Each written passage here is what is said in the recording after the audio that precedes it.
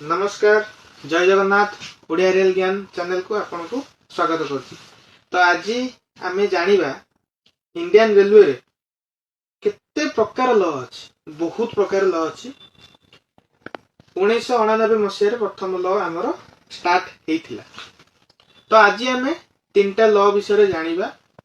Then एटा part 1 मु करली, just short video करली। देन पार्ट 2 रे इंडियन रेलवे रो जेति की लॉ अछि मु सब जाक आपण माननकु पार्ट 2 रे कहबी। तो आज आमे तीनटा लॉ विषय रे जानिबा। इंडियन रेलवे रे तीनटा लॉ विषय रे आमे आज जानिबा। तो फास्ट लॉ रे कोन कहूछि मु, एडाला एसी कोच 2 टियर तीटा बर्थ देखन 1 2 2 टियर एसी कोच। ठीक है, एडाला अपर एंड एडाला लोअर। 3 टियर रे मिडिल थाए, एटा एंटी थिबो मिडिल तीनटा थाए। 3 टियर 2 टियर एडाला डिफरेंस। तो आरो जेतले आपण सीट बुकिंग करछन्ती, जेतले कोच हमर बुकिंग करिवे, सीट बुकिंग करिवे, सेतल को आपणको जेतले लगेज नै कि जिबे, से लगेज रो ओजन हेतिबा दरकार 70 किलो।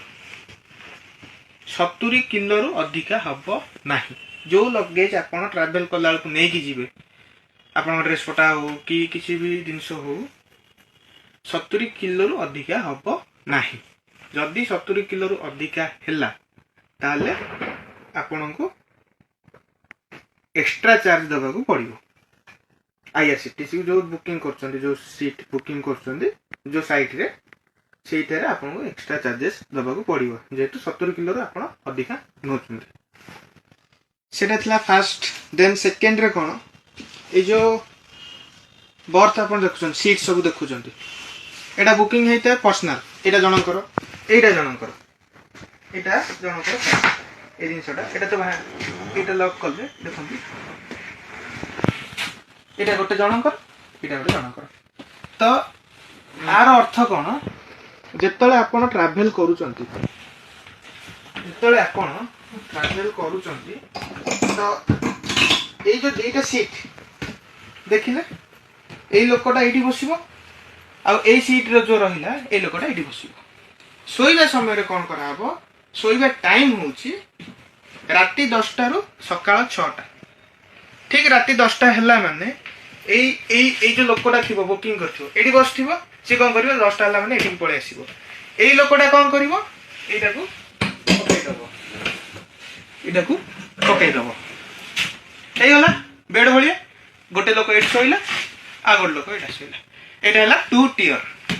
3 टियर रे तीनटा थिबो, ऊपर तळे मिडिल। जिंस होची एतिकी डिफरेंस। तो 2 टियर रे कोन टिके अधिका थाए। 3 टियर रे माने जहा बिले कोन मिडिल रे रहइबो, तळे रहइबो, ऊपर रहइबो, जहा बिले टिके कंफर्ट लागिबोनी। तो तार रेट कम, आ रेट टिके अधिक, जेतु बहुत स्पेस रहुची।